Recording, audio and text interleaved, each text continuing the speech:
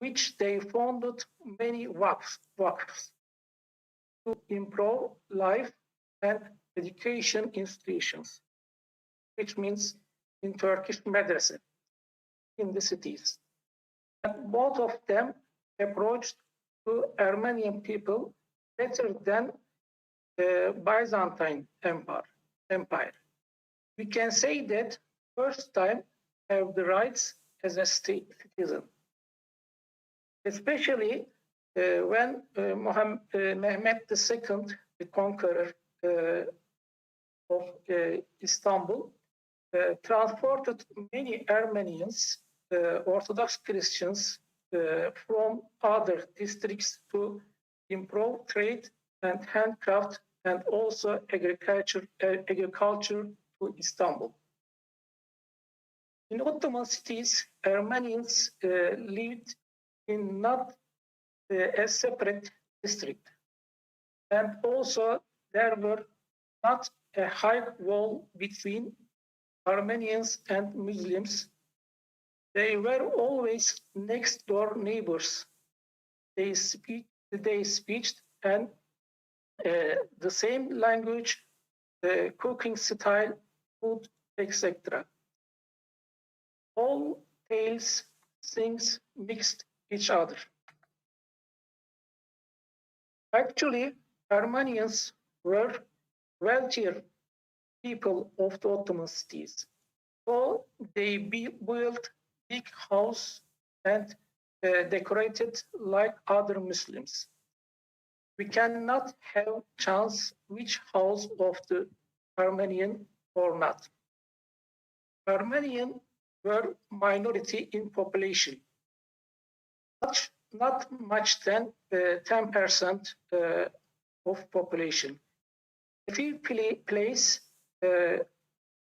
over 10%, like Diyarbakir, Mardin, but in the most of the Ottoman cities, the ratio of Armenians between 1% and 3%.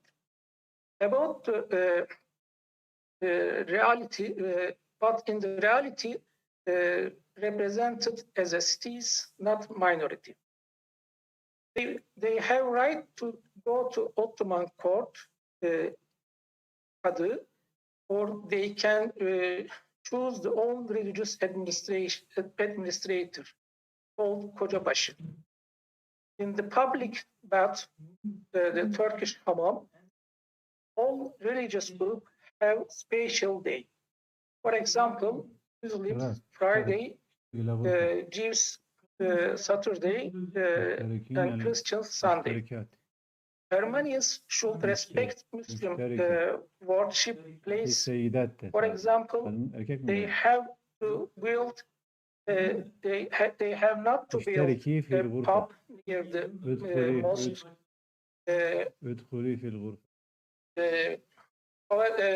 Non-Muslims, how non-Muslim respects Muslims worship places. Dr. Metin.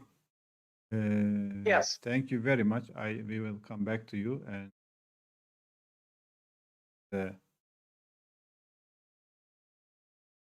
long story, but we know that Armenians and Turks and other ethnic and religious groups, they lived together in the Ottoman Empire peacefully for a long time. So, but the relations got disrupted after the Western intervention, and they want to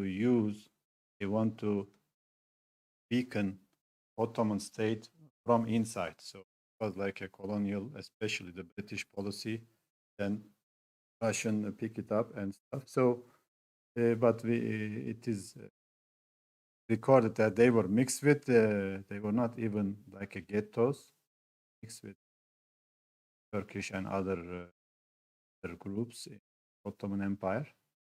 And why, just in brief, they rebelled, or what happened? Us, what happened? What, especially the First World War, what went wrong? I mean.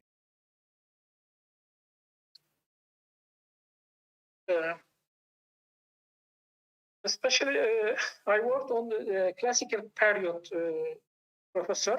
Mhm. Maybe other speakers can touch this question, Okay. and I then answer them. Okay, Okay, thank thank you. you. And we have with us have Aslan, we have uptake. And we are waiting for like other speakers a little bit later, like Kari Erhan Hoca, he will us after the program. Akif as a person in the family will join us, but we can from the speakers who want to go first. Okay.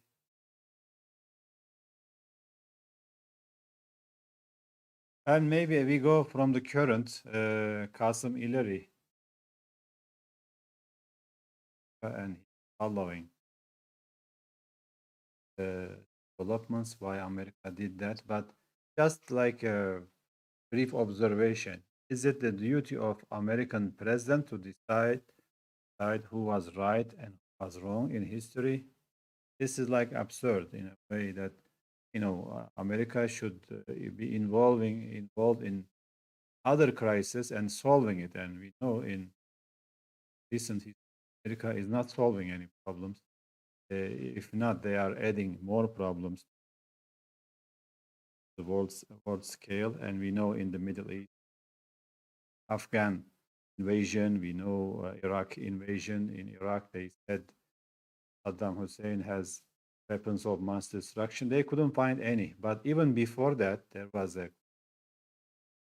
question during the Clinton time, and his foreign ministry, Madeleine Albright, journalists asked her, about half a million children died because of the American embargo. I mean, this was before the war. Of course, after the war, more people died. But she asked her if it was worth it, fight or do clear embargo on Iraq, where where children died. She said it was worth it. Sometimes this is the collateral damage of wars. We know America also. They are getting out now after so many, thousands of millions of people died, and they are getting out of Iraq and Afghanistan without even saying sorry. Time you make a mistake, you say sorry, and then you try to make peace with the suffering people, but they don't even do that. And why? Biden did not promise. Obama promised to recognize this so-called genocide, but he did not do it. And Biden did not promise, but he all of a sudden he came with this idea, and it is not helping anybody, even not helping Armenia. So, Mr. Kasem, welcome again, and please tell us what is going on in the US and Biden administration. Yeah, thank you very much for having me, Ahmed. I appreciate your attention Thank you. and listening. So, yes, you are right. In many terms, the United States actually is the last country to comment on historical tragic event placed 100 years ago at a place where quite distant states. What's more, the United States also has engaged in several wars which created incredible human suffering as well as civil casualties. Thousands and thousands of people have been killed. US wars, Vietnam, Iraq, in Afghanistan, and us at the United States have been silent against several parts of the Rwanda, 800,000 killed, and the United States were denied call it a genocide. Bosnia, again, Officially, United States Bosnia Srebrenica massacre as a genocide in 2010. Again, in Rohingya right now, for example, suffering 700,000 displaced, 10,000 old people by Myanmar, but the And United this is States happening live. You know, you for don't 2 years. evidence to prove it, right? Yes, I it's mean, in happening right now. Myanmar and in other And places. thanks to the social media technology, everywhere, everywhere, every single journalist outlet find their. So what happened? Rohingya. United States still declines when it comes to 1950 events. Biden just said this. I think context. There are two contexts here why Biden went ahead with invasion. First, it's domestic context. There has been heavy pressure, not only from the Congress, but also lobbies generally anti-Turkish sentiment, particularly Armenian lobbies. But I believe that some other lobbies are also involved in this issue. Second thing, of course, Kamala Harris, her being a politician from California, a stronghold for American diaspora, and given her being a part of the new school democratic politics closer to progressives, she might have played a role in types of pressures, of course, come forward in almost every presidential cycle, and several previous presidents to define 1950 genocide, despite their promises election cycles. Clinton, Obama, Bush, all of them promised to genocide. However, they did not. In terms of domestic politics at the time, it was extremely cold 19 that way because 49 states already recognized this genocide. Foreign Relations Committee of both chambers have already recognized the genocide. But some departments and government, but Pentagon, make Congress granted was ready ahead and call this as genocide. So this is why the previous call not really domestic politics, rather it had a lot to do with foreign policy and calculation. It was mainly about the significant overlapping political area. Based on these reflections from the past practices, I can see Biden's whole event, genocide, has more to indicate a combination of changing foreign policy priorities and domestic pressures. It's well known that independent policies of the defense sector were at an operational level factory in Washington. This independent policy approach at Ankara, of course, came immediately after Obama administration on unfolding turmoil in Africa and so Russia was pushing in. US preferred to step back in all of these areas. Add to this, US provided some YPG, Ankara named expansion of the nation. And frankly, Ankara has quite substantive evidence for that claim in many of them from US documents. However, interesting enough, my 7 years down in Washington, I have seen extreme lawmakers, policymakers, funded to see or recognize of Turkey from line of policies. But even on any occasion, try to undermine struggle for So we can say that one Turkish and US foreign policy priorities shifted and are not aligned as more important. US foreign policy significantly shifted from the Middle East to Far East. The rise of China, of course, is an undeniable fact. Washington, for more than a decade, 2007 and 2008, for the first time since the end of Yeah, the but Cold War. Qasim, does Yeah. bringing this resolution or decision statement, will it help, you know, challenge or to strengthen American stance against China, or losing allies like Turkey, will it cause more problem? I will come back to you. We have uh, Murat Aslan. He's very familiar with Chinese and especially economic.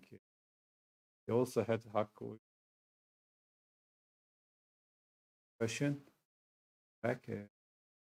And Dr. Murat, Professor, why, I mean, is America, by losing allies, I always say, if you need if you have America as an ally, you don't need an enemy. So is it very exceptional that an ally hurting another ally like America? I think this is like a weird situation. Murat Aslan, you hear us? Yes, I. Yes. Can you just mention the nature of struggle, especially with China rising? And I know you are for a long time you're talking about, China is coming, and I mean China is here, so is in the Middle East, in all fronts, challenging American hegemony, and America is worrying. I mean, is wasting time with simple or stupid things. Right? So, what's the nature of this Chinese-American struggle in global scale? And we will put this into context. Yes, go ahead, please. Okay. First of all, I would like to thank you for inviting me to this presentation or this talk. Actually, there is some sort of historical perspective in order to attend better way. I think we have to look at past, especially United States position in the Middle East. In the past, after the Cold War, the United States strategy in Middle East is trade and commerce in the region. So the objective is the free flow of commodities for Western allies and for the United States, especially given the abundance and raw materials in Asia and in Africa. So it's a very strategic position.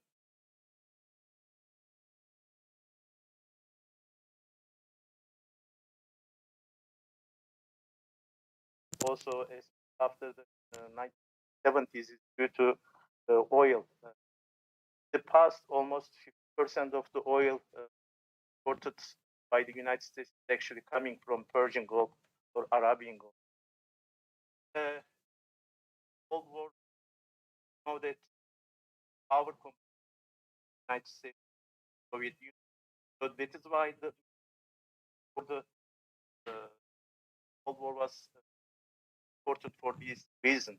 Also, Israel is also an important actor that United States take it as a there is a fixation in United States foreign policy about the Middle East. But after the Cold War, the world changed substantially, and globalization make really trade much higher, financial activities much convene all over the world. And with the introduction of China to World Trade Organization during the late 1990s, Chinese economic growth was substantial. Average growth rate is about 8-9%. And my calculation, based on the data from 1980s to 2010, the China developed 32 folds, so 32 times richer than relative to 1980s. So it is an enormous number. Even the population of China is about 1.3, 1.4 billion people. So that is why, given background information, a couple days ago in TV discussion, one person talking about the Turkish foreign policy, how Turkish policy is wonderful during the 1940s and so on and so forth. But the dynamics in the region changed substantially. So one cannot like really compare today's dynamics with the dynamics of 60, 70 years ago. This is why in the from World War II to 2010, the United States approach to Middle East is much different than today. There are some other reasons, especially when we look at the United States dependence on energy resources in the Middle East. With the technology of this drilling technology and shale oil production, United States dependency about the energy resources in the Middle East diminished significantly.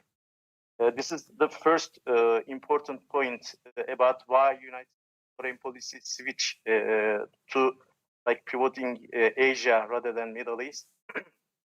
So the oil dependence diminished significantly. Second of all, in 2008, financial crisis is a very critical juncture in international politics. The reason is in 2008, United States, in order to bail out those companies, United States issued about $2 trillion worth of treasury bonds and treasury bills. And back then, the foreign minister of United States traveled to China and convinced Chinese that they keep purchasing United States bond and treasury bills.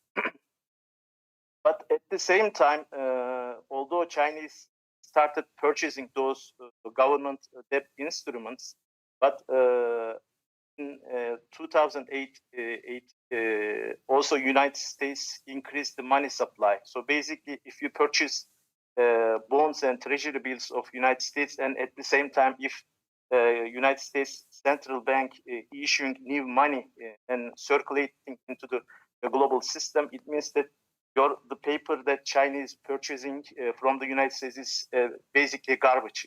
They don't have like any real value. In 2018, the Chinese Communist Party understand that with the current global governance in financial governance is not stable, or it is working unfavorable for China. And also there are some other fragility on behalf of China in terms of maritime traveling, like Malaga Strait and other important passing points in the sea transportation. Yes. Therefore, China introduced a really like ambitious plan about Belt and Road initiatives in 2011, and this Belt and Road initiative, and also basically those other steps that undertaken by China and also Russia is giving alarm United States, because hegemonic power of the United States is eroding. And that is why, in order to really deal with Chinese, these steps, United States want to take all resources and deploy them to Asia. But one thing is very important. In the past, the United States really want to provide kind of public service to provide some sort of stability in the Middle East, to make sure that this region is not going to create enormous amount of stress or risk for the international trade flow. But right now, this is my personal assessment. So this producing these public goods, okay, stability in the region is very expensive for the United States. And Also, if China and United States going to really like compete with each other in terms of having hegemonic power, someone else should provide these services. This is why United States is taking back from Middle East, and probably we are going to see next 10, 15 years, the Middle East become more complex and more risky places. And that is what the United States want. This is my personal opinion. If the Middle East become more risky places, it is going to be very difficult or very expensive for China to really provide these stability services. And also Chinese Belt and Road Initiative, the part of this Belt and Road Initiative is passing in the Middle East, especially in Iran, Mediterranean. Also Turkey is an important place strategically for Belt and Road initiatives. This is why, again, I believe that the United States want to see just cutting this stability duty and stepping back from this duty and leaving this place a little bit more unstable and risky places, so that Chinese really moving forward behavior is going to be more difficult. And that is why United States wants Chinese development more expensive and more difficult for them to prevent their really prevent their dominance in the West Asia and Middle East. This is my personal assessment, Professor Ahmed. Thank you very much. And we know the Turkish help for Azerbaijan covering its own lands from Armenian invasion was a recent doing and its action. Azerbaijani people, and was very, very much welcomed Muslim world, especially in Pakistan. I visited Karabakh just 2 weeks ago. And we have seen that, Armenians destroyed everything in the Karabakh region. Visited Agdam province.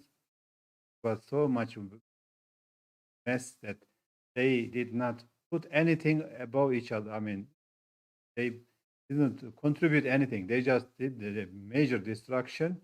They destroyed all the houses, sold their even like glasses, and they dug the graves. I have the picture in my file, also video. That they dug the graves, very irrespectful the death, and also very inhumane manner that they also destroyed mosques. They put pigs in the mosque, but they destroyed most of them. They maintained only one as a surveillance tower, and it was really a sad story, And they didn't even have enough population to populate these areas, settle in these areas. So they even couldn't send anybody to live in these invaded areas, but they just destroyed it.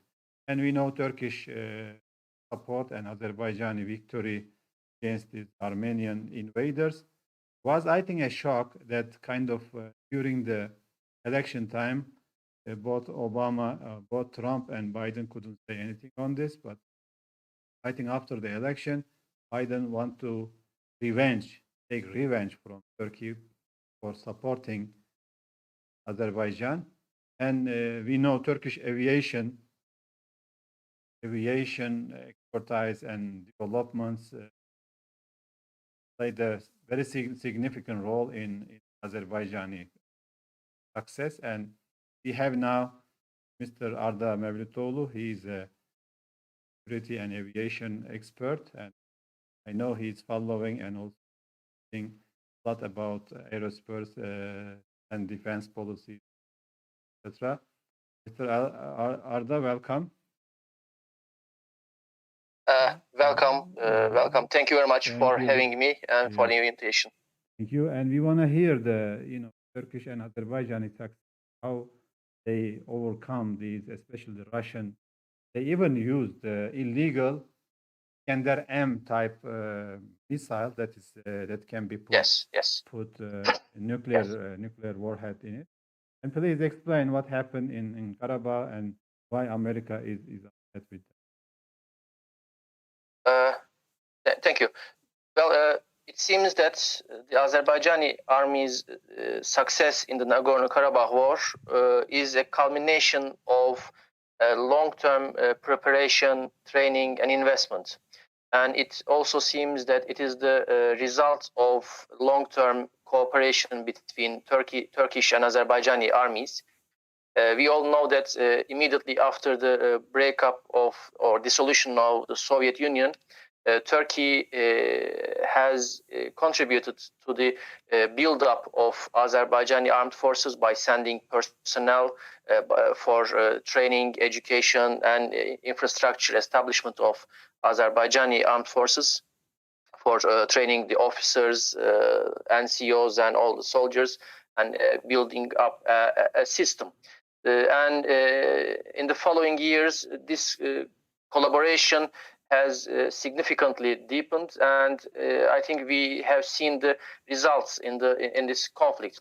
Not only because of the widespread use and effective use of armed drones and other means by Azerbaijani army, but also effective planning, effective deployment, and effective conduct of operation.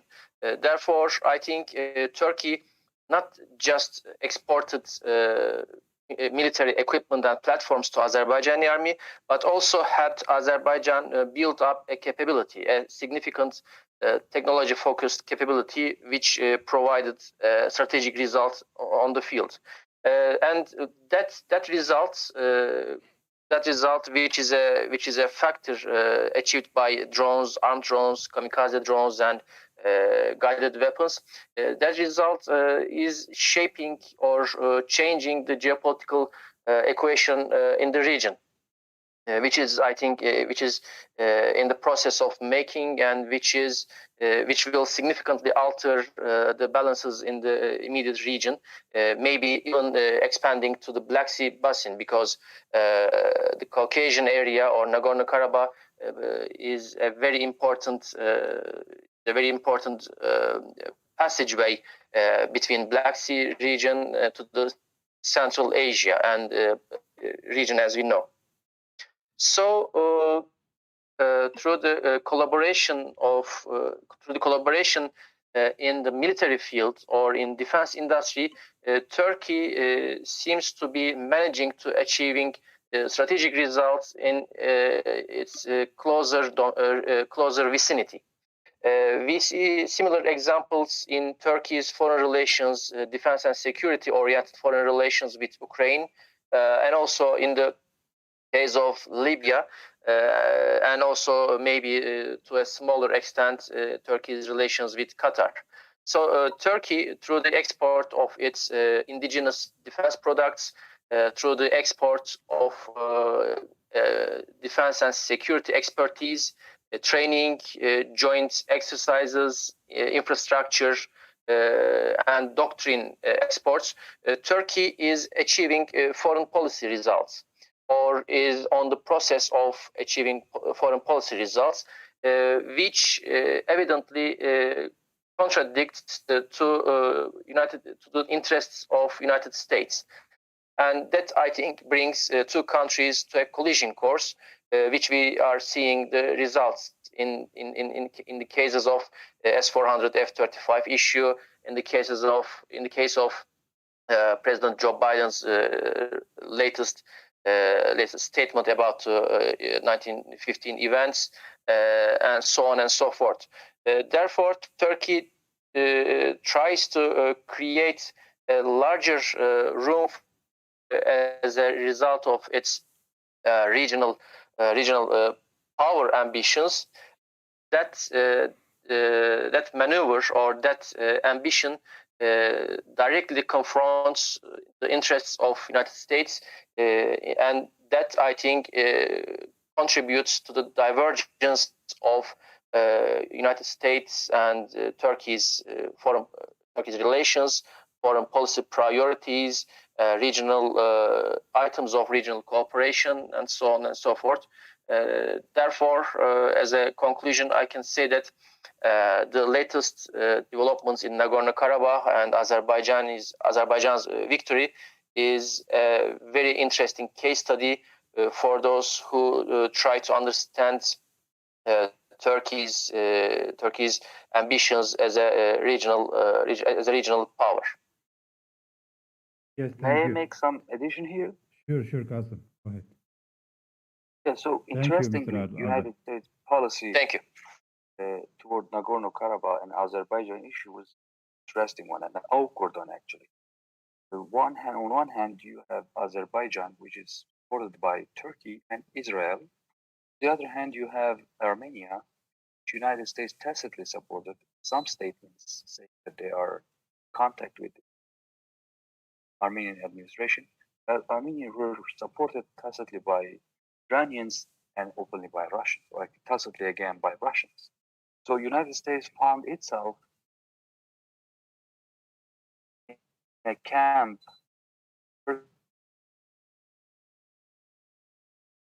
The voice.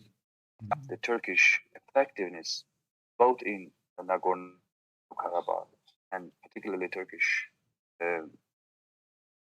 unmanned aero capability as a regional capability. Yes, your voice is Thank you. coming and going back.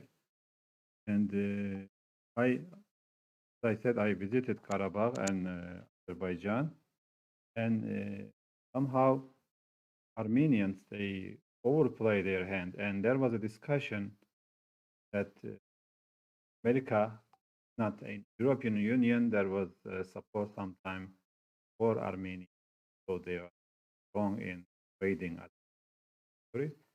But they said no expression from or explanation or no stance, obvious stance from America. They were kind of feeling sorry in a way and disappointed that America didn't support Azerbaijan. I told them, it is better. Don't expect them say anything positive. Their silence is even a gift, This as a plus, not as a if they revealed any kind of position, probably it would be against Azerbaijan, even though they have the right cause. But they use this legal issues accordingly. And I want to turn to Cihangir İşbilir, journalist, following also these developments very much. Mr. Cihangir, yours. Thank you, Mr. Uysal, for having me. I would like to add some brief points about the public diplomacy with this regard. Of course,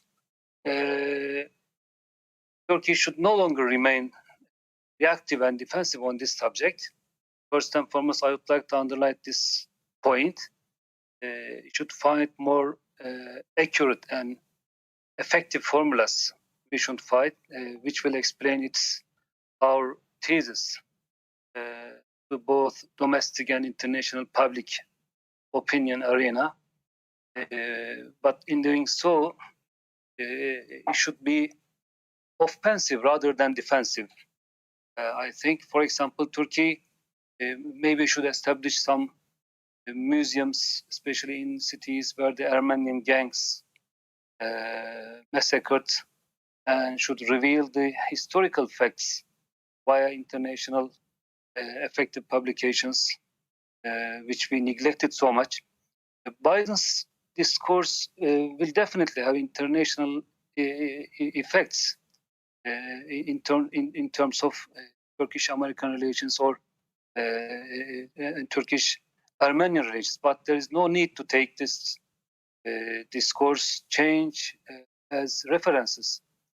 But there is a need for a new vision or new strategy in public diplomacy regarding similar issues, which are used as threats and maybe some trump cards or leverage cards. In this context, we need to strengthen our international maybe broadcasting or analysis or academic programs like Track 2 initiatives, since it is beneficial to increase civil studies, not only to influence the international public opinion, but also the Armenian diaspora, as Mr. Kasım underlined, that they are so effective on this issue, especially Biden's decision to declare these events as genocide. There is no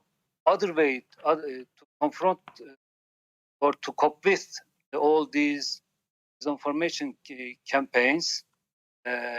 Moreover, multi-way and intensive diplomacy mechanisms or cosmopolitan diplomacy mechanisms should be established, both against so-called alleged Armenian genocide claim and to protect the gains of the Karabakh victory after the conflict or and victory. If elite diplomacy's initiatives are not supported by civilian initiatives like this event, our tonight's event, it does not seem possible and to get to result, and it's not been sustainable victory or sustainable initiatives. And finally, of course, we denounced these allegations. It's clear that the Biden statement does not have a scholarly and legal basis, nor is it supported by any evidence as far as we know. And we, of course, we reject and denounce in the strongest terms these statements or these allegations. But as I underlined, as I pointed out, we need to improve some strong and robust multi-ways diplomacy mechanisms to cope with all these allegations. Firstly, I would like to underline these thoughts, Mr. Professor. Thank you. And let's go back a little bit. Historians, they always recognize the Ottoman millet system, very tolerant to the other religions, Christianity, and they lived together for a long time, like 7 years, and before that also, for the Ottoman, there was not a major problem. And Armenians were kind of a preferred or favorite minority. They were given because of the loyalty and their more civilized work, working in artisan or skillful sectors, and they were rich also. But after a while, when the Ottoman Empire began to be weakened, foreign countries, especially Russia in the beginning, but then the other states, like they try to use minorities, Orthodox Christians, inside the Ottoman Empire, which was a big number, Greeks, Armenians, etc., and Maronites and Coptic, etc. And they began to use this to intervene in the domestic issues of Ottoman Empire. They used minorities as an intervention mechanism for and still the best generally big powers, they try to use minorities as an excuse to involve or to put pressure on other countries, and Biden action can be interpreted in that way. And Jamal Khashoggi, Allah bless his soul, he said the West always focus on the minorities. forgets about the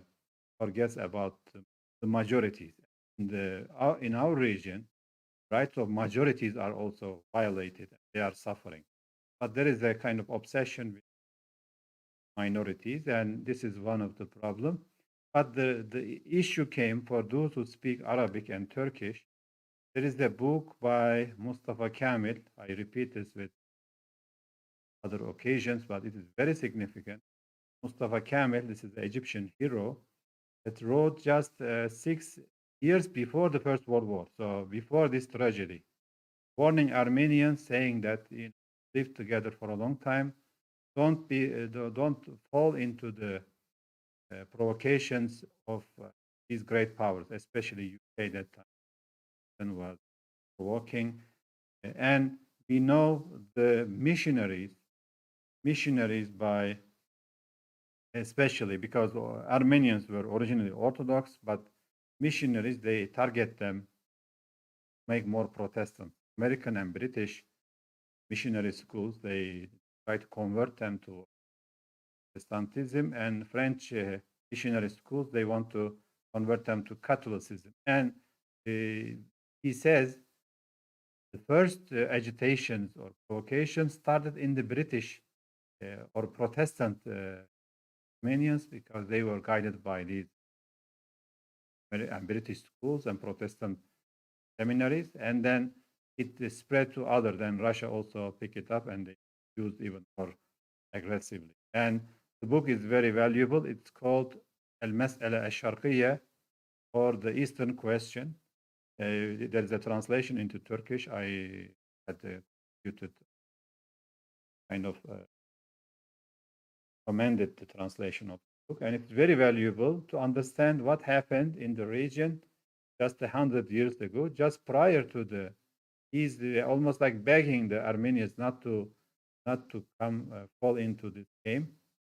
It's very significant to me, and it says after Great Britain invaded Egypt, also related to the Middle East, and they invaded Egypt, they said they changed their policies, like Obama to Trump. The governments changed their foreign policy often, but they changed from supporting Ottoman Empire as a buffer zone against rising Russia. But then, after they invaded Egypt and Suez Canal and the Nile Basin, they wanted to dismantle the Ottoman Empire.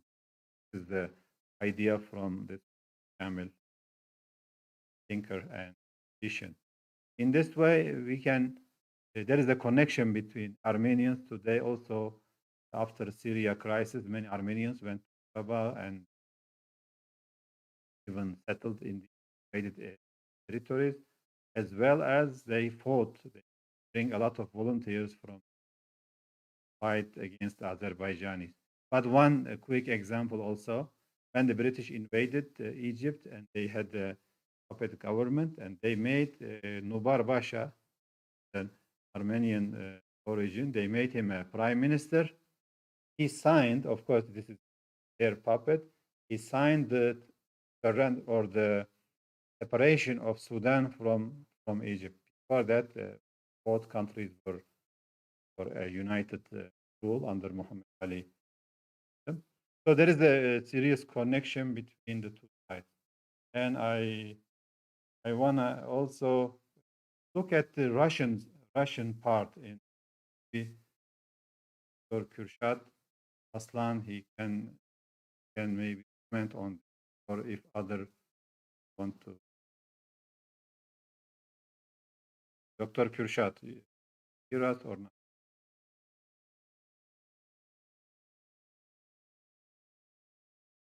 Hear us, you need. Not, we'll come back to you. Can you hear me? Yes, I hear you now.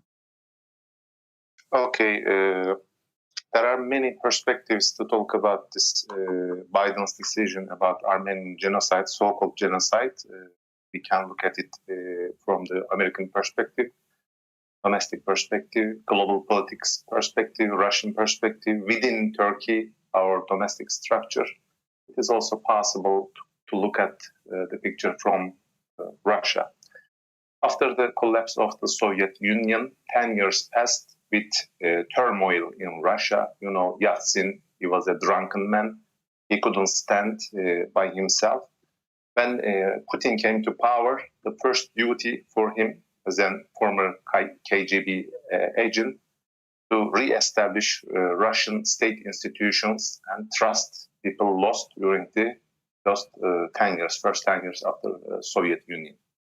So Putin was lucky, and energy prices was high, and Putin knew the future, and he was successful to re-establish state order. Now, one of the greatest thing for Russia to regain its lost status as a superpower, or at least one of the most prominent powers in the global politics. So for Russia, former Soviet territory is important, and Armenia is part of the former Soviet Union. And for the success of Azerbaijan, many things came together, and Aliyev managed the process very well. And Pashinyan was wrong to underestimate the power of Putin, and Putin was not happy with the Pashinyan's some policies.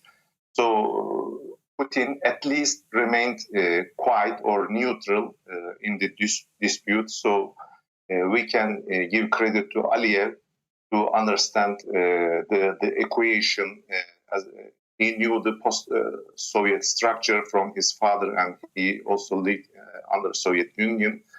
So Russia's neutral stance was very important. That's why Azerbaijan, with other diplomatic initiatives, taking Israel with its side, and Turkey's military support, and Erdogan's successful leadership, Azerbaijan gained a big success. So I can summarize the equation with this. Yes, thank you. I also noticed, with the discussions, there was a huge frustration from Armenians that they think that everybody should help them. They are the kind of chosen people of the world, Armenians. Think that everybody help them and they owe them victory. How politics work also as and Russia, they have deeper calculation with Turkey, other interests with Turkey, but Russia supported Armenia not few, insignificantly. The Russian support was there, but was not enough. They give them a lot of weapons, but these weapons were not very quality. They give them somehow these illegal weapons that find an agreement these warheads with America. They are not supposed to be either sold or they would be present somewhere else. The numbers should be, and was given to Armenians, and they used it. And other Sarkisian can criticizing, I think the Armenian military was criticizing the government, Pashinyan government, not to allow them to use more. And I think Sarkisian also said that these Iskander missiles also were not in quality. Some of them didn't explode. And those who not explode, of course, were kept now. And it's a big legal question now. The Russians have to answer both to Azerbaijanis and also to Americans how these weapons, strategical weapons, end up in. Russia support was there, but the Armenian, kind of another frustration was why Sarkisian or Pashinyan was upset with Russia, because the Armenians, they kind of give everything to the Russians, because Russia support them, but Russia almost control all of the Armenian economy. So they think that we gave them everything and you don't give us anything back. And one problem with the diaspora also very point I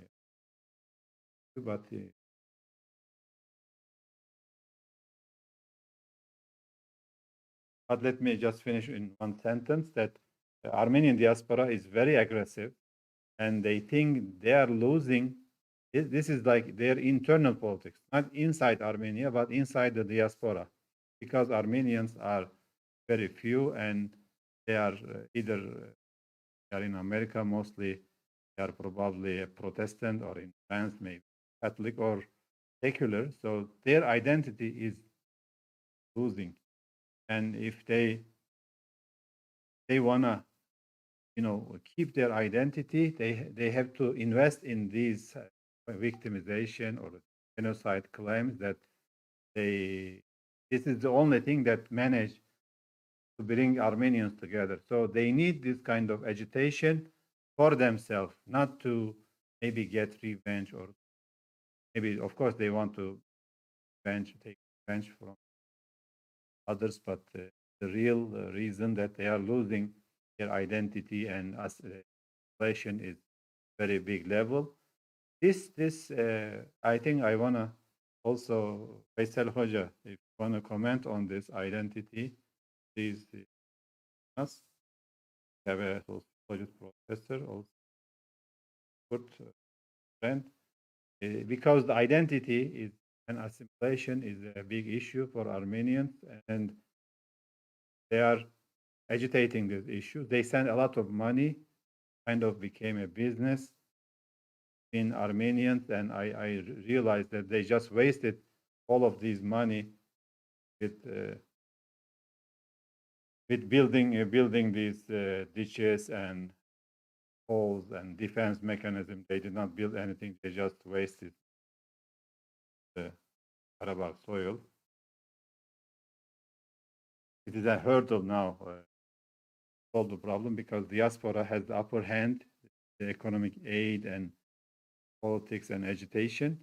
So even the Armenians, they want to make peace with Azerbaijan or Turkey. They are very much under pressure. And one time Sarkisyan said, the former prime minister of Armenia, he said, our generation took Karabakh, and he told to the Armenian youth, and the next generation is, your duty is to take the eastern Turkey to the Ararat mountain. So Armenian constitution describes that the borders doesn't end with the current borders. They have ambition to expand for the Turkish territories, and of course this is acceptable for anywhere. Maybe one benefit can be that they lost these kind of arrogant claims, but I think after this defeat they probably realize that. We have Zümrüt Hanım, also she's a journalist following the American case, also international repercussions,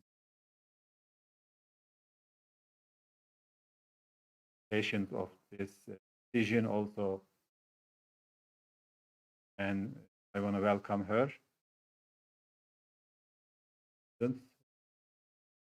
Zümrüt Hanım, hear us?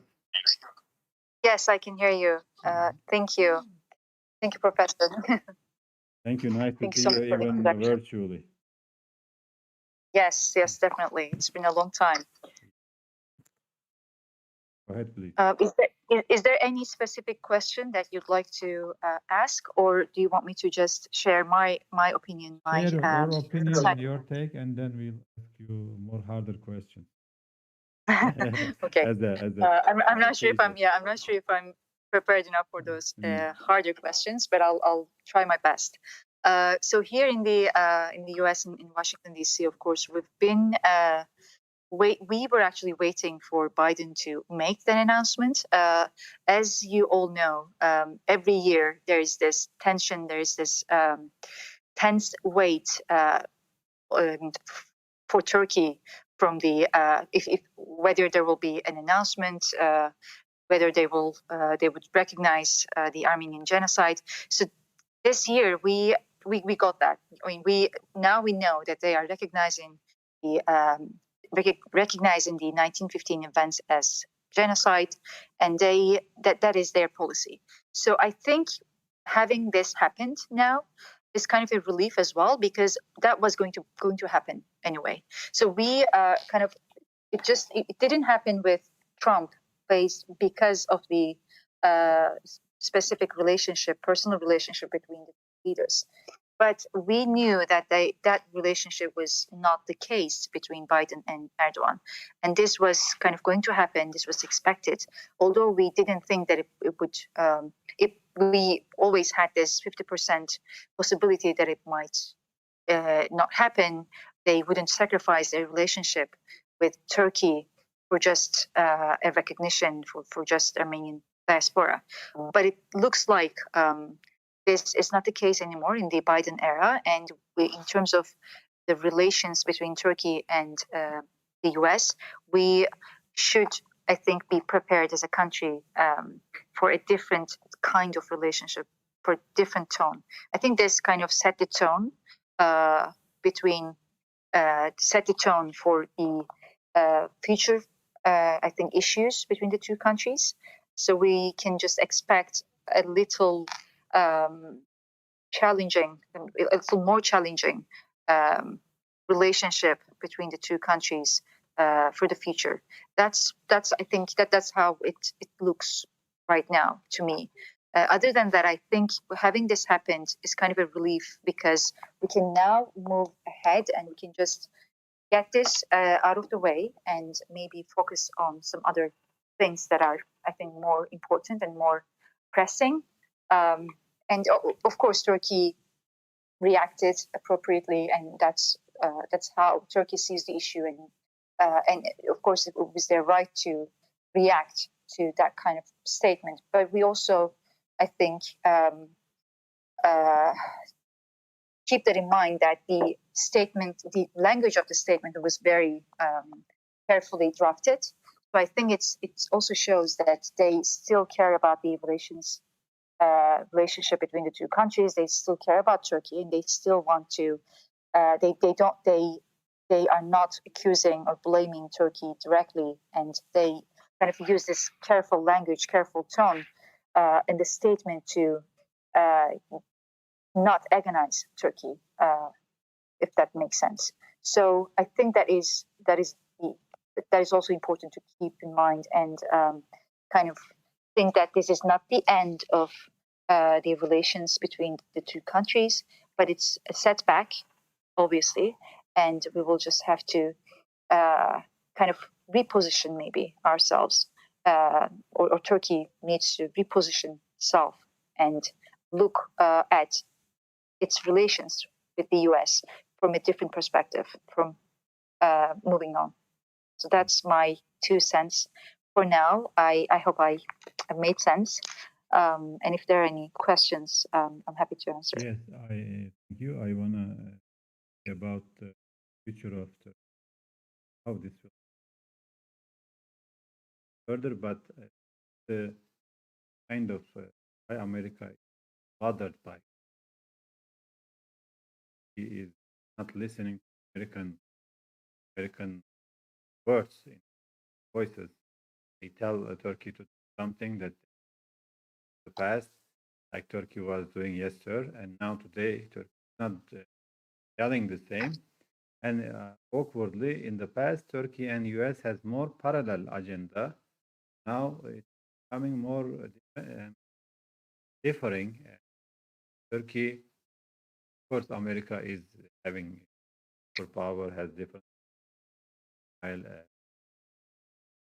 focus in oil and gas, but they don't need oil and gas as much before. But at the end, Turkey, when they want to topple Obama during Obama time, they want to topple Assad regime. Of course, Turkey, America, they went in the same line. But when Obama, in the second term, decided to let alone or leave alone Syrians, and Turkey didn't do that, and they were upset. First they were pushing Turkey to fight against the Assad regime, or maybe Iran. I think they were preparing a kind of a long, old war. They would prepare Turkey with fight with Iran and weaken both sides. But Turkey didn't do that, and then when they get out, they want Turkey to get out. But Turkey did say no. We have support the Syrian opposition, and America began to support the PKK and also kind of an independent, not Kurdish state. I say it is a PKK canton, semi-pseudo state, and divide Syria. Turkey said no, we cannot accept that. And Turkey, of course, when there was tension with Russians, Turkey dropped the Russian warplane, and Americans or the NATO withdrew their defense batteries, Patriot batteries from the border, like a very bad sign. When you feel you are backed out as a NATO ally, they give an opposite sign or opposite signal. And Turkey, of course, was offended by that. Then after a while, tried to make peace, to freeze at least, if not solve the crisis. Ahmed Hoja appears to be disconnected. I was, why you didn't warn me? I was talking like half a minute. Anyway, to make it short, didn't notice.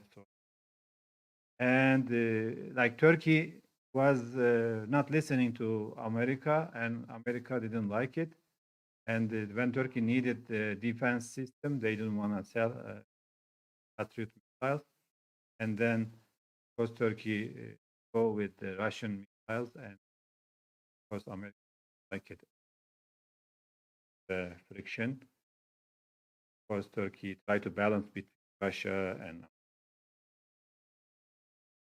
but America is not acting like an ally, but acting like a boss. Turkey, as a regional power, will not puppet country to Banana Republic, that remote control. It's a major friction. So, Zümrüt Hanım, do you think Turkish-American relations overcome this and put on track? Will America accept Turkey as a regional power or as a, equal partner? They are listening to Israel, they are listening to Egypt and others, Turkey, or EU, for example. Turkey also wants to be listened and respected in their decisions. So what do you think? They can overcome this? I think this is a setback, definitely, but I think they will overcome this. And this is also, that's why I mentioned the tone of the statement. I think that tone, that carefully drafted statement, signals that they want to continue to strengthen, improve their relations with Turkey. They don't want to sacrifice Turkey for just one statement, but they also kind of want to make that statement. There was no escape from that statement, it seems. So that's one thing that I think gives hope, I guess. And I think they will, of course, always need Turkey, and Turkey remains to be a strategic ally for the US. But we should also reconsider that strategic, the meaning of that strategic alliance.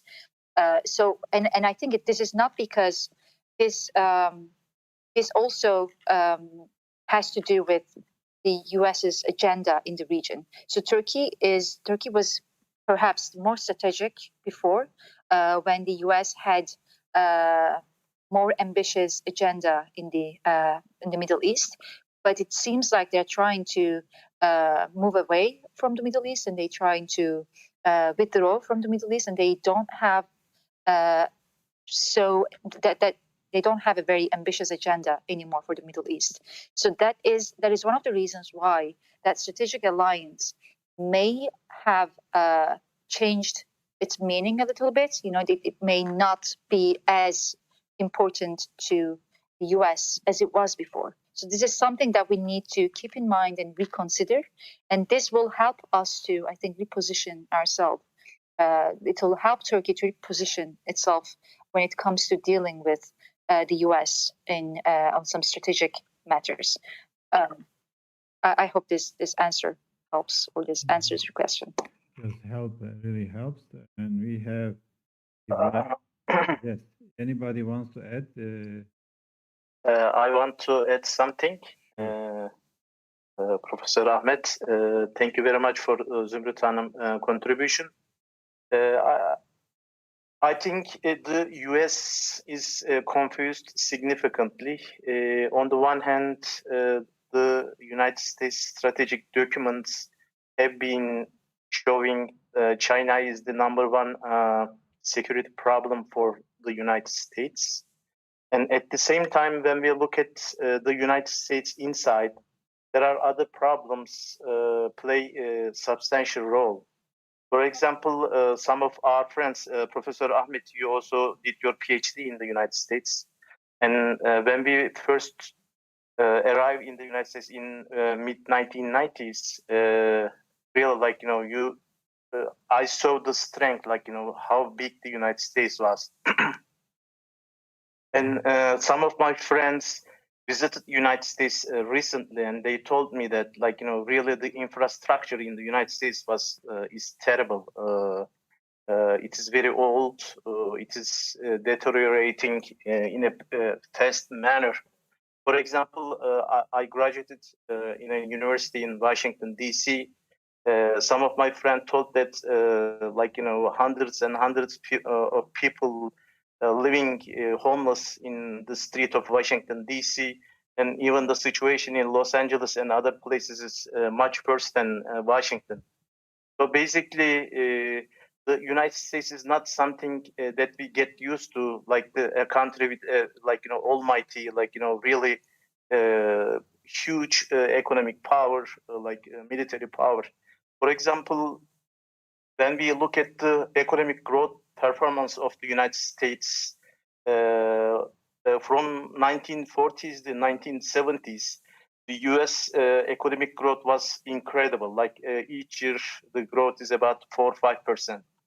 But after 1970s, there is a tilt, and GDP growth of the United States a little bit decline. But after 1990s, we see the growth rate is even worse than before. For example, I want to give an example. In the 1980s, for example, the United States is receiving about 35% of the gross domestic product of the world. But right now, the share of the United States in the total global GDP is as low as 20%. So basically, the US relative to 1980s lost its share, about 15% of its share in global GDP. So it is incredible numbers. So in terms of real terms, the US is relatively poorer than when we compare with the 1980s. This economic decline is creating both, reducing real income, but at the same time, another important problem in the United States is income distribution is getting very terrible condition. So there are lots of poor people, but sometimes we also hear that the rich people in the United States, the people on the upper echelon is receiving huge amount of income, but at the same time, especially the middle class and poor people are getting poorer. So that is why when we combine them, these problems, for example, Trump really saw this, the transformation, and he wanted to, propose some remedies, but the way he tackled the problem was a little bit absurd. It is not consistent with the conventional tools. That is why I think Biden administration is really confused, and they do not know, both domestic problem and also international problem, and they do not know how to tackle this problem. One, the point is, Fukuyama wrote and proposed a hypothesis, the end of the history, and basically it tells that the history is over. Democracy is the number one system, and capitalist economic system is the most efficient way of distributing resources. However, during this Fukuyama era, the United States basically lose its edge to really, in the global politics, to get acquainted with other countries and lose allies and friends, because they so get used to, they are hegemony, they are almighty, and that's why they lose their capacity to form new alliances. However, with the Chinese arrival, I believe the American foreign policy apparatus is not really as efficient as the one we get used to in the Cold War era. For example, Kissinger, very famous guy, he recommended during the Obama administration that in order to tackle with China, United States really think about really get acquainted with Russia, so get really have a good relation with Russia to deal with China. Still, some figures, some elites in the United States strongly recommend that United States should establish new alliances, new friends to really confront with the China. However, although they have a big strategic picture in their mind, really they define China is a strategic rival for them, but they do not know, on the bottom, sub policies to fulfill this main objective. That is why my my humble opinion, although they know the importance of Turkey in terms of the strategic location, but they do not know how they can use Turkey and other countries to organize against China. The reason is there is some sort of, although I do not want to take the issue to domestic politics, but we all know know that. Summarize on this part. I want you.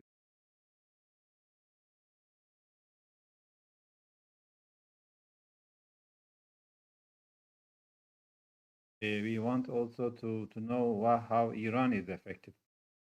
Karabakh. Okay. Okay, let me finish this one.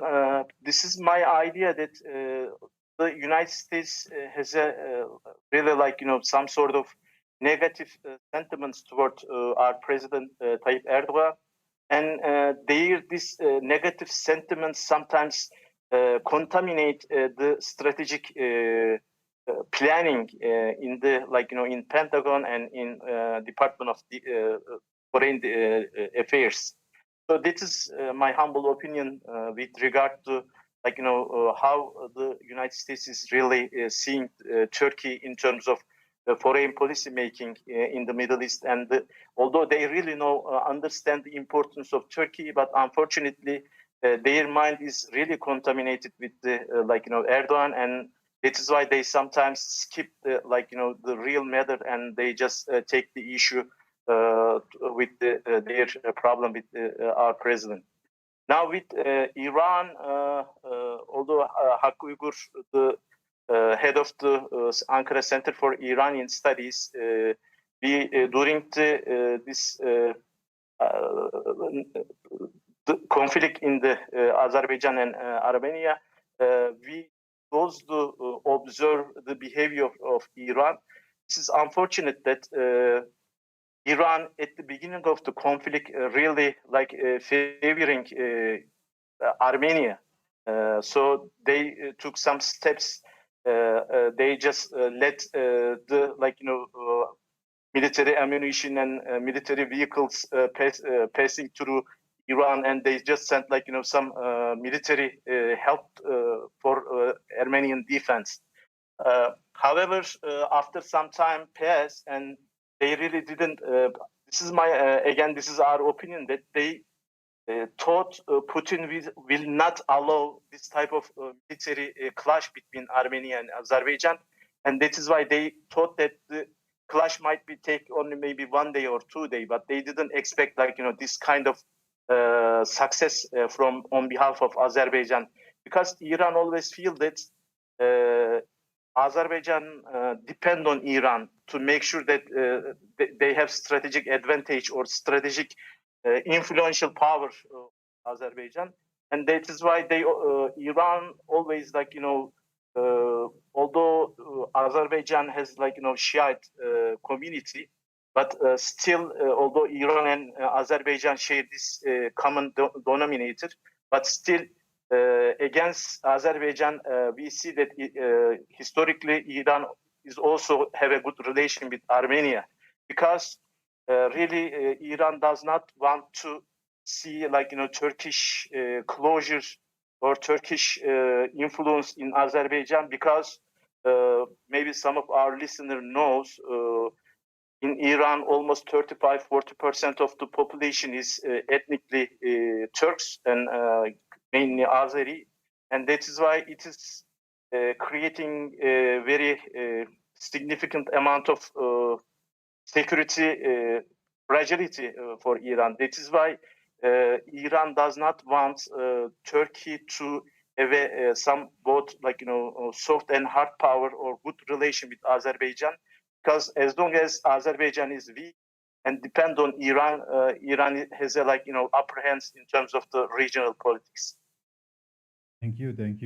I think this a good point about understand Iran. Normally, we think that sectarianism dominates Iranian politics. It's a major factor, of course. Yes, that.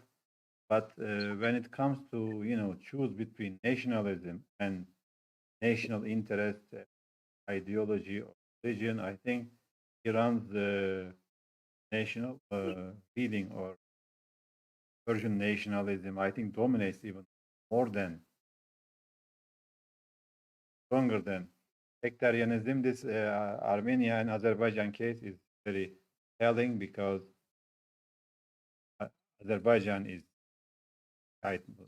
majority country, and they, instead of supporting Azerbaijan, they are supporting Armenia. And when the Azerbaijanis they were successful, they changed their was interesting way to understand Iranian policy. And we have Ustaz Omar, journalist, ask something, comment on Al-Hajj. Yes, Assalamu alaikum. Thank you, Ahmed Hojam, for this. My name is Omar Al-Hajj. I am Al Jazeera correspondent in Turkey, the Arabic channel. Actually, I want to provoke another aspect of this discourse, and I want to ask, what does Turkey have when it comes to implements against the United States, if the United States insist to follow suit, this hustle attitude, if we may say, and also refuse to settle all the disagreements and all the pending issues and between the US and Turkey. As an example, everybody knows actually that we have the Fethullah Gulen issue, and also we have the unlimited supporting of the United States to the YPG and the PKK, and also what happened after after Turkey acquired the S-400 missile system. So the question again, what does Turkey have to implement against the United States? And thanks for this opportunity once again. Thank you. And Qasim, you want to comment on this? Anybody else?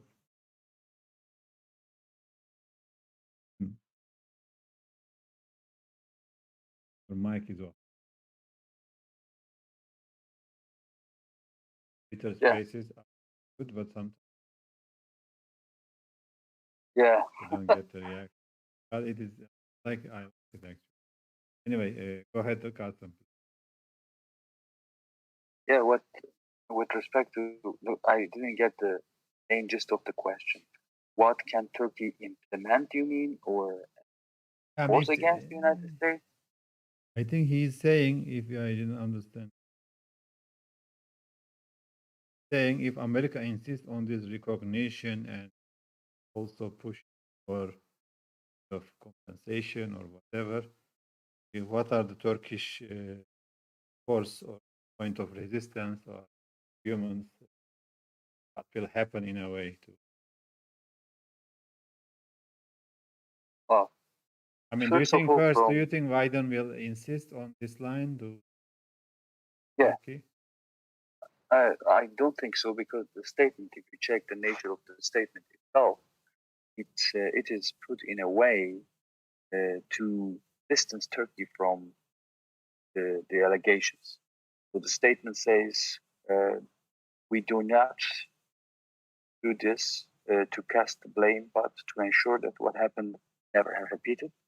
He says Ottoman era, the Armenian genocide, and it says Constantinople instead of Istanbul when it mentions about the arrestment of the Armenian intellectuals in Istanbul on April 24, 19.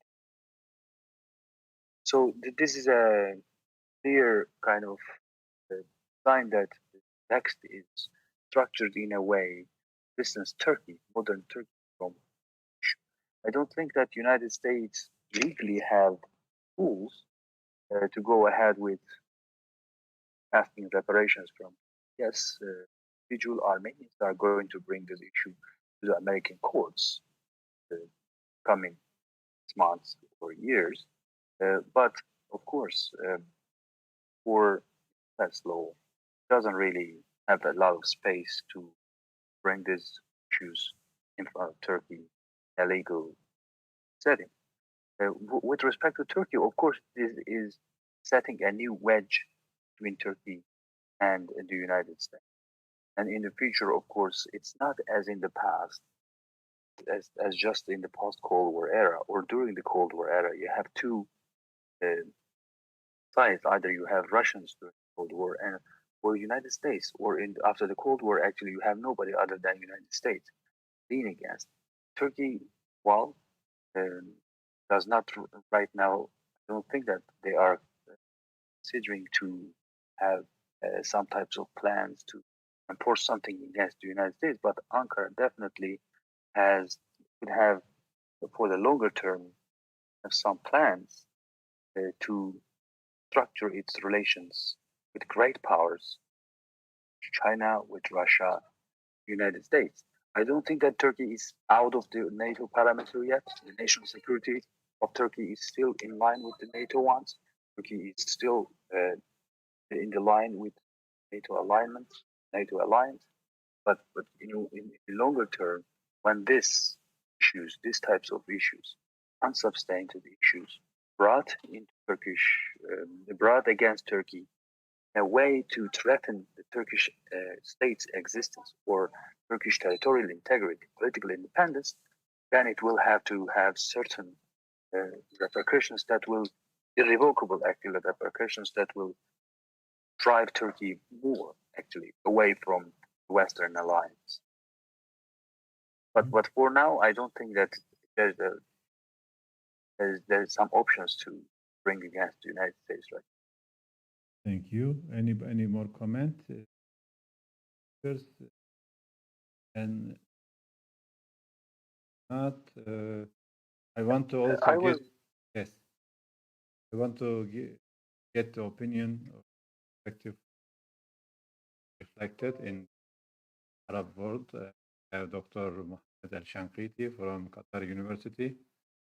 Dr. Shanqiti, welcome. Welcome. Thank you so much. Thank you. Can you comment on, especially with the first Azerbaijan victory, Karabakh victory, is the region, how it was reflected? Well, I think the victory in Azerbaijan is a milestone geopolitics of the region because it's opening the road between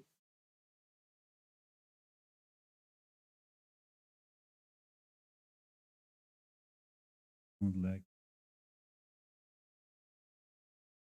cannot hear you, doctor.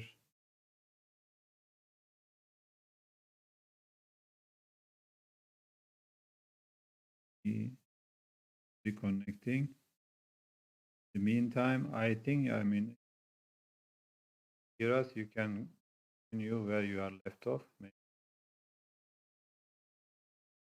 I noticed the mood change in Karabakh because during the Soviet era, Russians did not leave anything about war or fighting, and they did not teach Azerbaijanis about fighting. So their military skills were very, very limited. They went to army, but they remained mostly in the service part of it. I'll give one. But I see a major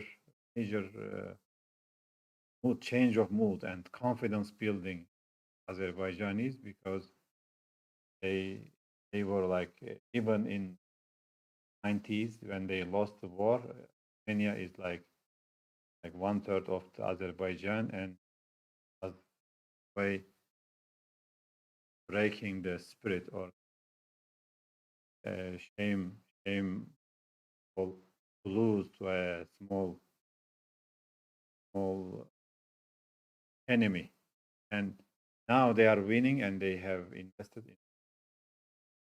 So now they recovered this confidence in themselves. Concretely, I am inviting you. Sir.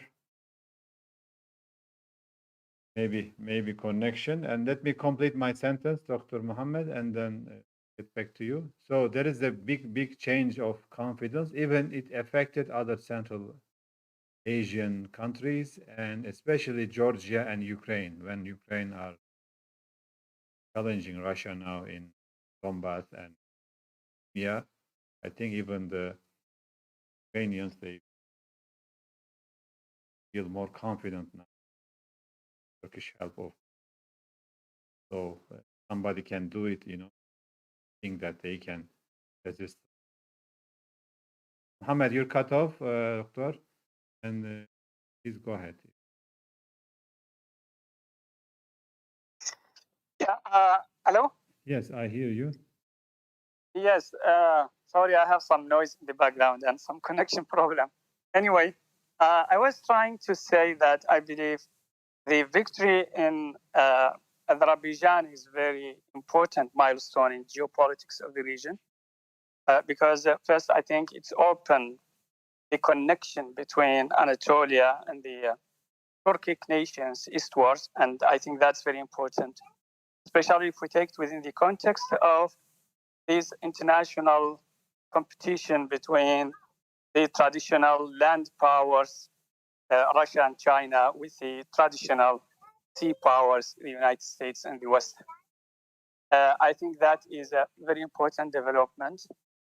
As for the Armenian issue in geopolitical context, I think it's just another indication of the fragility of the relation between the United States and Turkey and the sensitivities of the issue between the two. But I still believe none of the two nations can lose the other.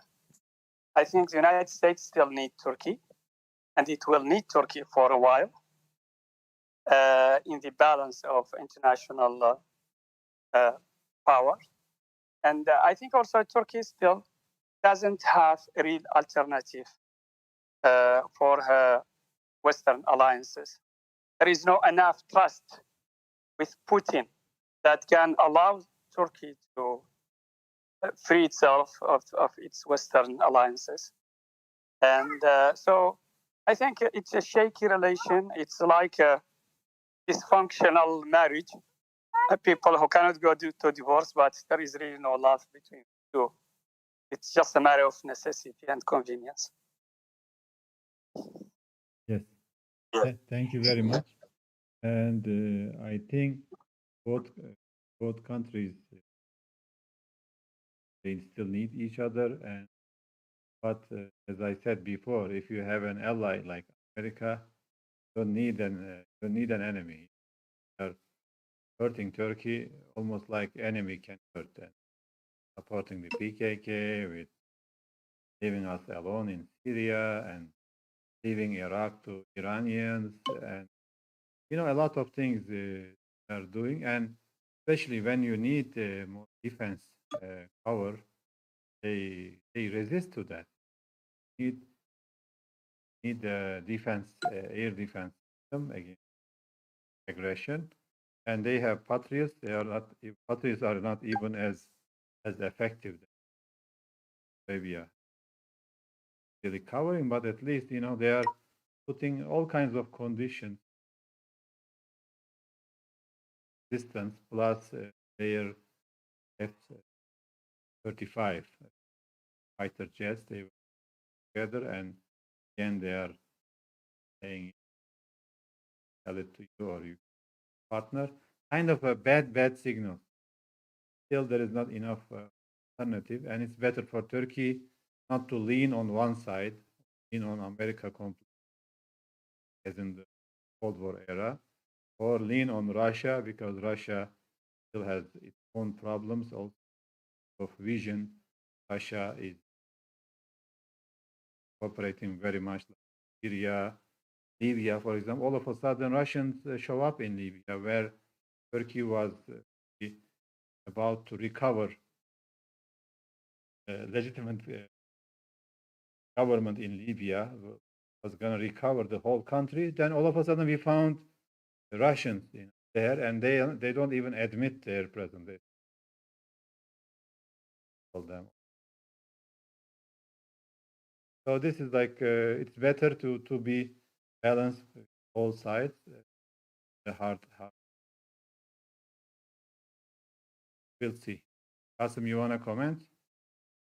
Yeah, I was going to talk a little bit about U.S. decision-making process. I believe currently, yes, no matter we who can is wrap up in like 10, 15 minutes.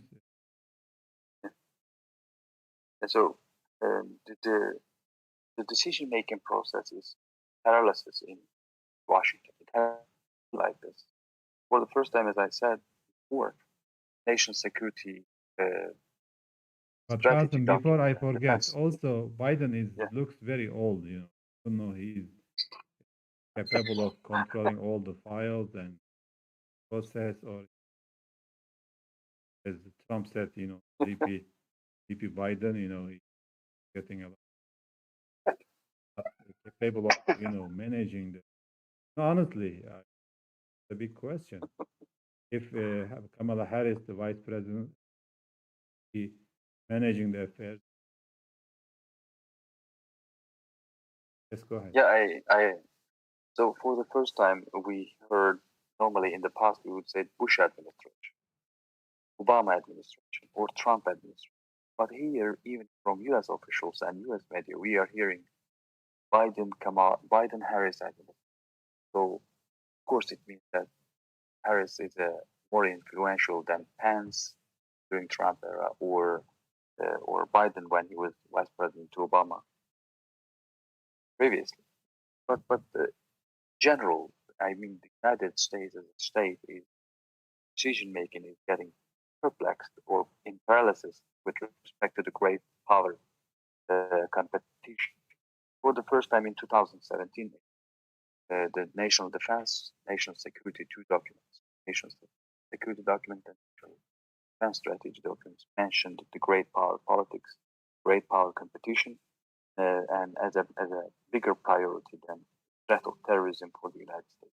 And China and Russia were mentioned as two peer competitors. However, I should note that within the Defense Department and Washington security circles, competition against China is emphasized more than the one that against Russia.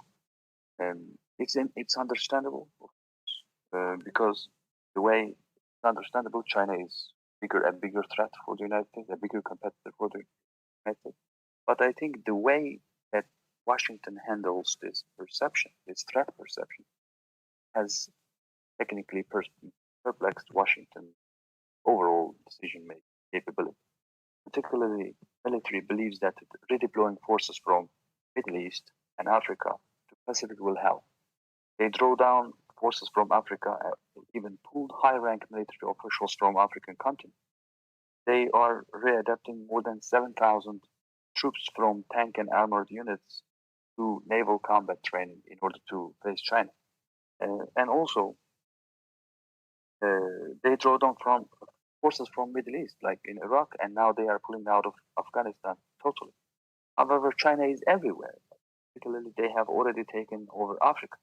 They are trying to find way to Middle East, and we know that they have signed with Israel, even with Israel, to rent the Haifa port for 50 years. More interestingly, in February, when United States asked Israel to inspect the Chinese port, Israel declined. They didn't allow it. The United States to go ahead and inspect that port. With respect to, of course, Middle East and Caucasus in Africa, those three regions are the ones that Biden administration actually doesn't want to talk about. Whatever happens in those regions are being downplayed by the U.S. administration. And awkward enough, Biden and his team either believe that both regions, those three regions, have lost their geopolitical significance, or have reckoned that impossible, it is inevitable to regain or retain our hegemony over those regions. And the administration is to produce a national security strategy. We have a temporary one, of course.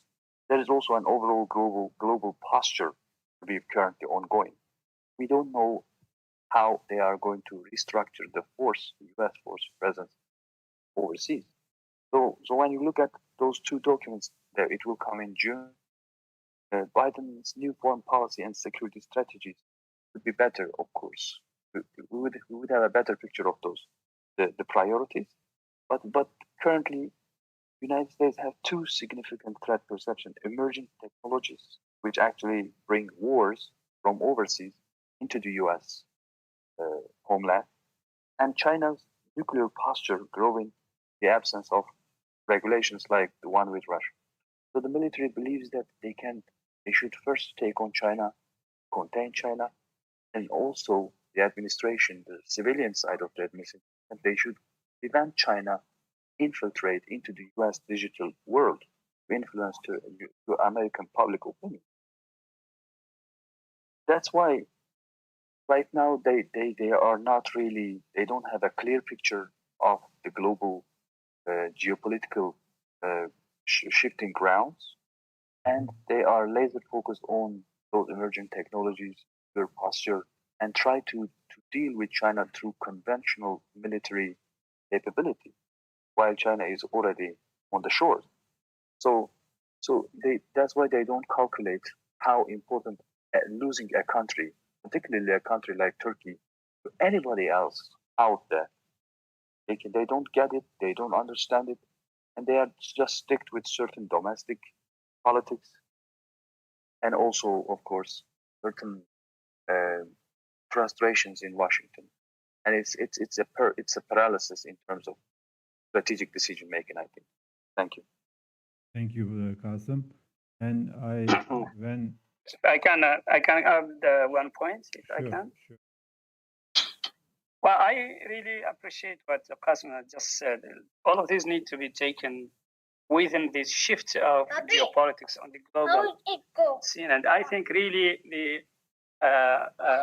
as we know in the traditional classical geopolitical theories of heartland and dreamland and that kind of theories, this region, the Americans are gradually losing this region and leaving vacuum, and that is very dangerous actually for both people of the region and also for the American strategy. So I don't think they have the will and the capability to stand up in front of the coming Chinese and Russians the way they did with the strategy of containment.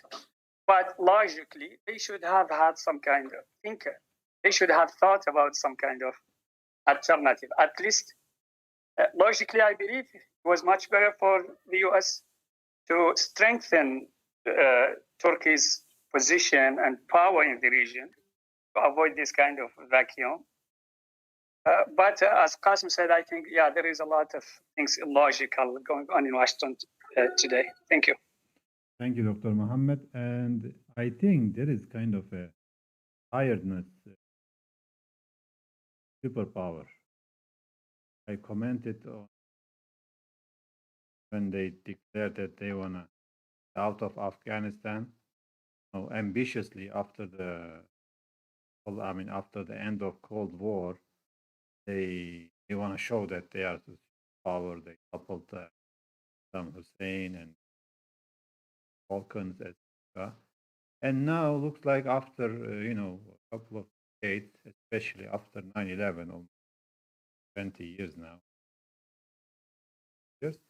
And America, this ambition cost them, and they didn't know what to do next. China is rising, of course, but American also presence and leadership, etc. America never had the moral leadership. At least they are disguised with pride and democracy. They were using this for a while, and now they lost yani. They're out of touch. So it's interesting to see how this superpower, I call it a tired superpower, really tired. They sometimes you make yourself tired, and then with stupid things or unnecessary things, and then you cannot do the necessary things. I think America is very exhausted, we can say. Yes, very exhausted, very.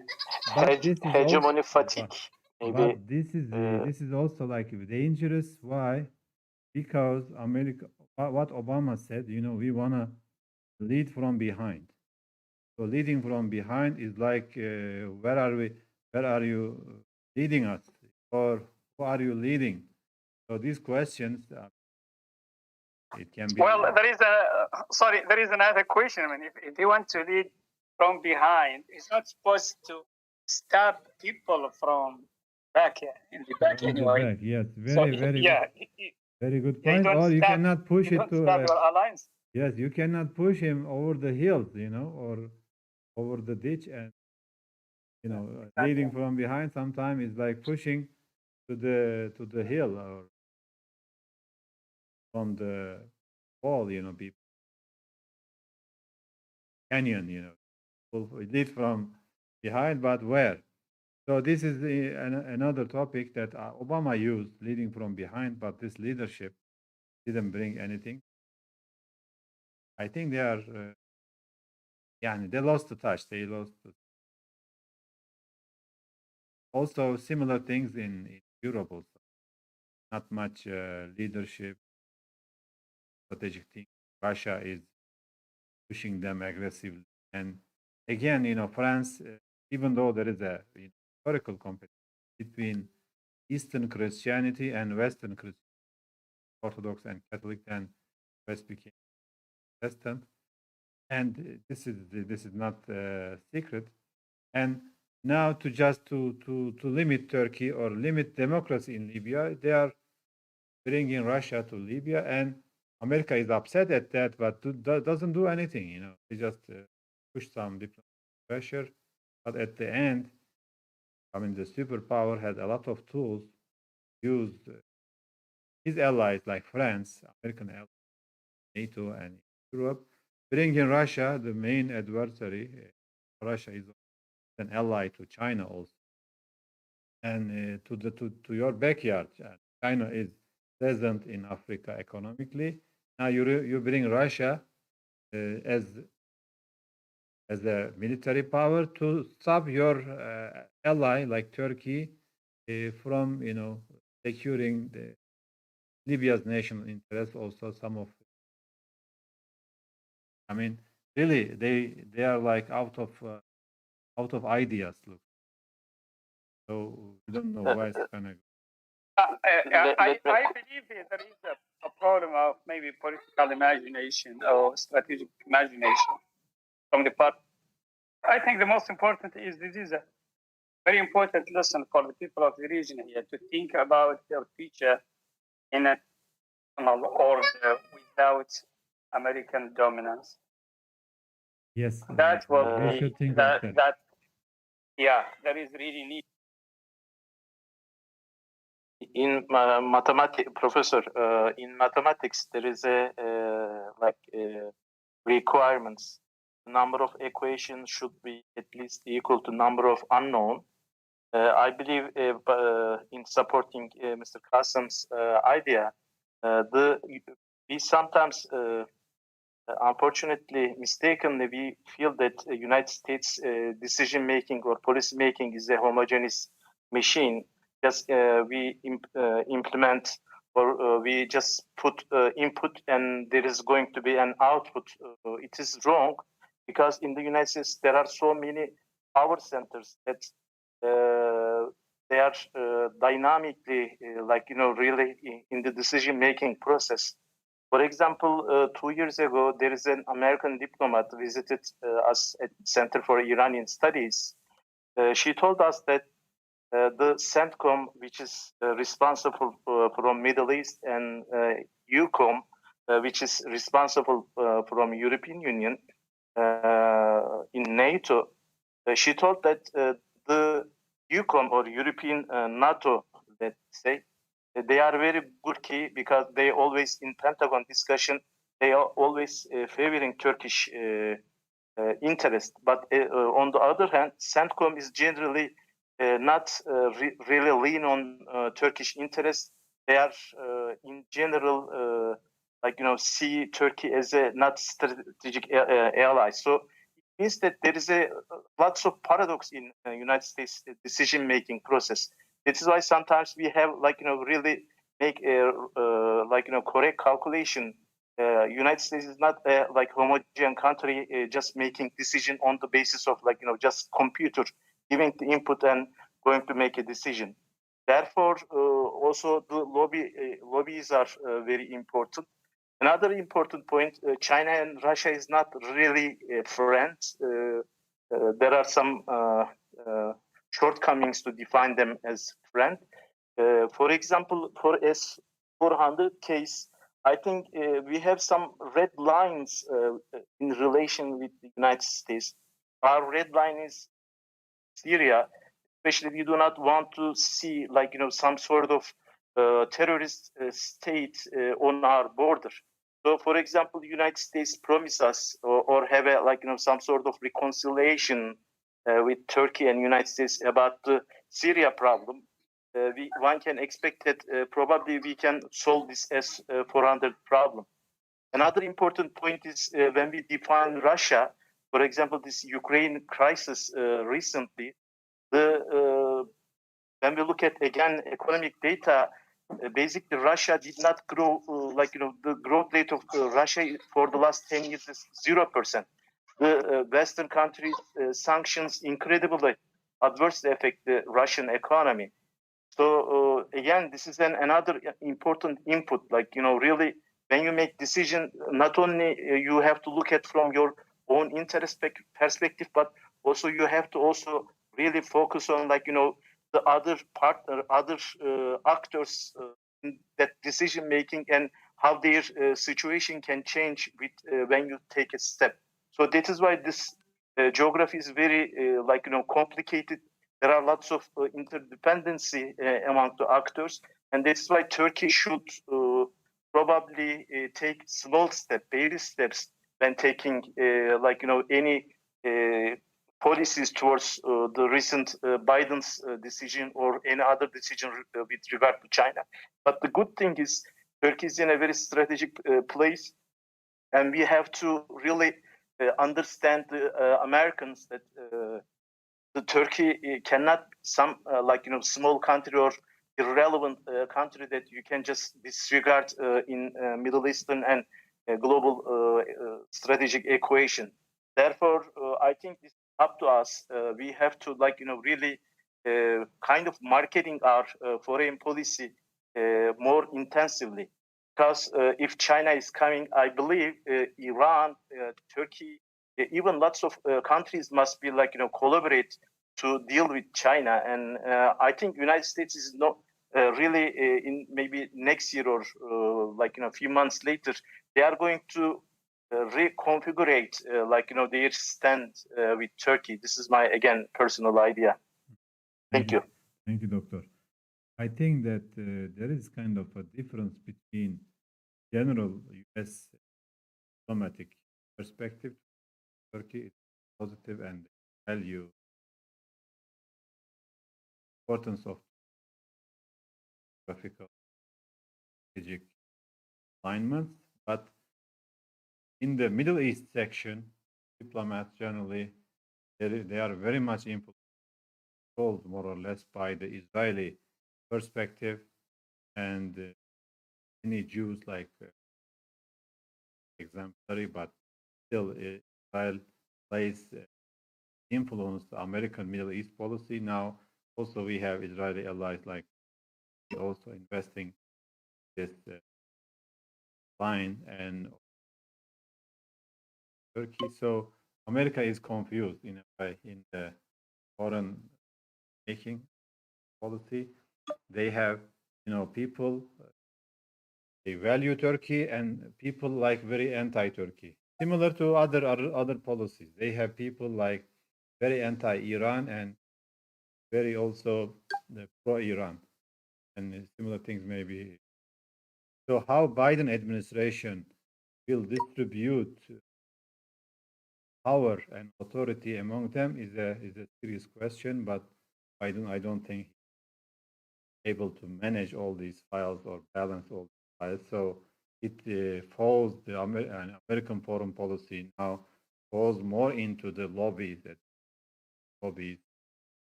Jewish lobby or oil lobby or digital lobby or Armenian lobby. So I think for other countries also expect more from incursions like the Armenian lobby made Turkey, expected other lobbies also, other actions, other countries. My observation. So let's have the last point, if you may, other comments, and then wrap it up. We lasted hours. Fact, and any add something for Mohammed? Well, Close your mic. I heard you, and then. Yeah, sorry. Well, turn it on. Your mic is playing with you. It is off now. Something is touching the mic. I don't know. It automatically turns off. Like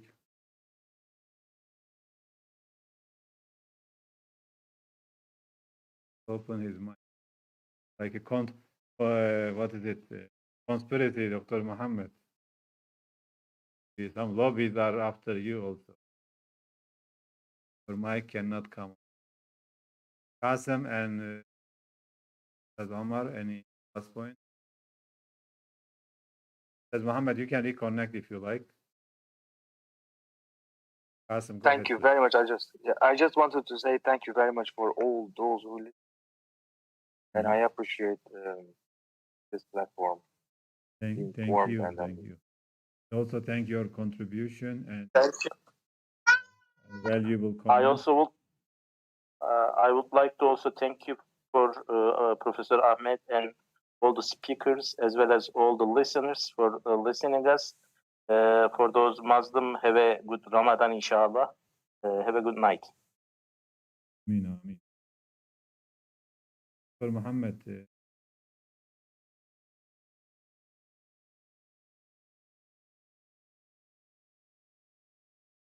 has a problem. And so we are following as Orsam Center, we are following one last point, maybe.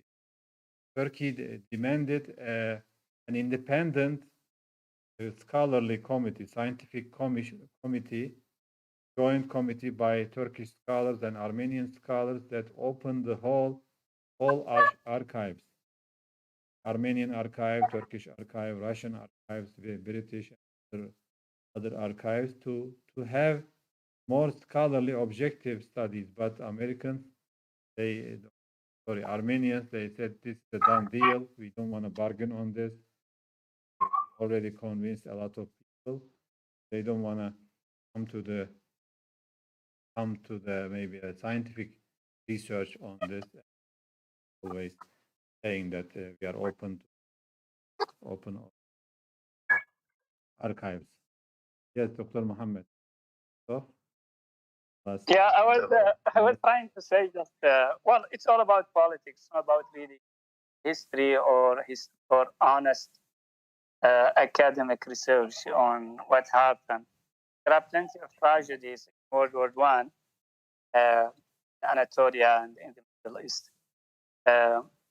It can be studied passionately with grace and with looking at the pain of all people and the memory of all people. And it can also be politicized and manipulated. And that's what we're seeing now in Biden position. So I think it's about politics and geostrategy again.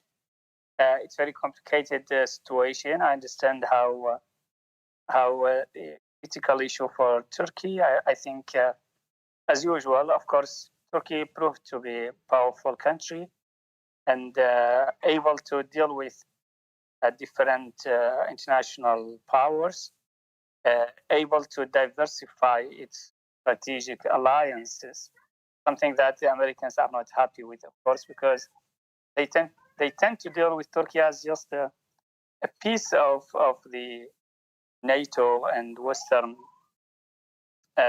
alliance, but it's no more. I think they need to understand that Turkey has grown up and now it's a country that can deal with several international powers, can diversify its alliances, and these difference of conception and self-image between the two is very deep, I think, and probably will stay with us for years.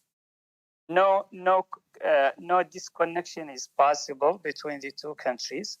One of them needs the other. And I think the relation will continue as usual, very useful and very uncomfortable relation. Thank you. Thank you very much. And I appreciate all of your contributions and your listening. And we will continue to discuss these developments in some center. I am Professor Ahmed, the director, and will also bring other discussions and other interesting topics. I think this yes. Sorry. Perhaps I just want to thank you for this opportunity to participate in this very intellectual debate. And I just want to propose, if we have a discussion about the new convergences made by Turkey, changing the alliances, especially when it comes to reestablishing the relationship with Egypt and also with Saudi Arabia, actually enhancing the relationship with Saudi Arabia in light of the recent statement of Dr. Ibrahim Kalın regards the trail in Saudi Arabia, if we may. And thanks again for thank you. We will cover in other programs relations with. I think there are more interesting things, and looks like with America is withdrawing region and limiting their presence. I think the intra-regional dialogue and discussion with people, and hope that the people of our region foreign I mean, we don't want to lead from behind or from front, and it's better if just they leave us alone. We can manage our affairs together. Turks, Arabs, Kurds, and even Iranians, lived together for 1,000 years. We can again, so foreign intervention harder because they provoke something one against the other, and of course the people of our region should be also smarter and understand the game. But there is hope. I mean,